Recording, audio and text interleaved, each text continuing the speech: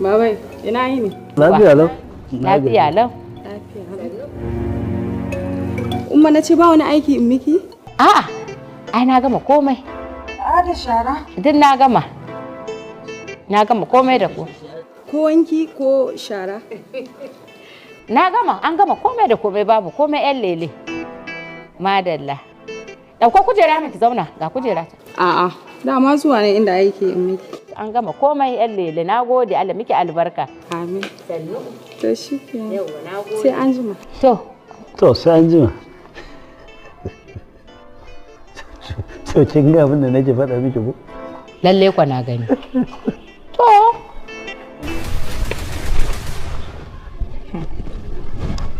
Barka da wannan lokaci masoyin. Ke, aina na wani zama masoyin naki. A lokacin da na ganka a kofar gidanmu.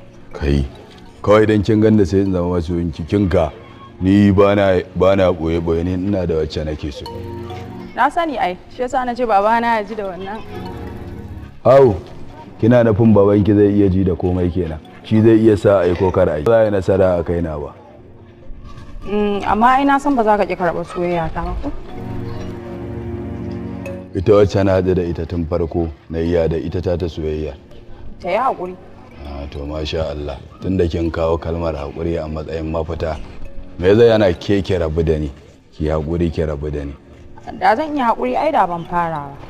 Nema da zan iya karɓar ki tun farko da ban yi rejectin ɗinki ba na karɓe ki. Ka gaya min duk abin da kake so na yi don Allah amma kaka ce ba ka so.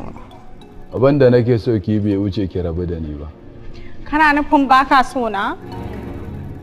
Ina nufin ke uwa ta ce. Idan lawa.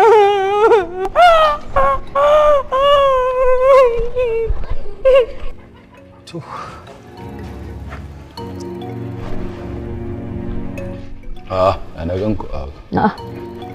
Ya kuka da ita? Gaskiya na gaya mata. Ka ce ba ka santa? Eh. Ashe ba ka da hankali? A'a. To ai ba rashin hankali bane. Ai gaskiya ne. Ba gare da ya ga mata gaskiya ba? Ke? Kin san wace ce yan lele kuma a wajen mai gari? Hawa. To mai gari, waye mai gari? Tunda ba iya kashewa ko rayawa, baya azurta ko talautawa, to waye shi? Gaskiya ne, babu ɗaya da zai iya yi. Amma bai dace ku rabu dutse a hannun riga ba. Ai kamata ya ka fahimtar da ita. Kuma ai bai kamata ne mata ƙarya ba. Kai Ado,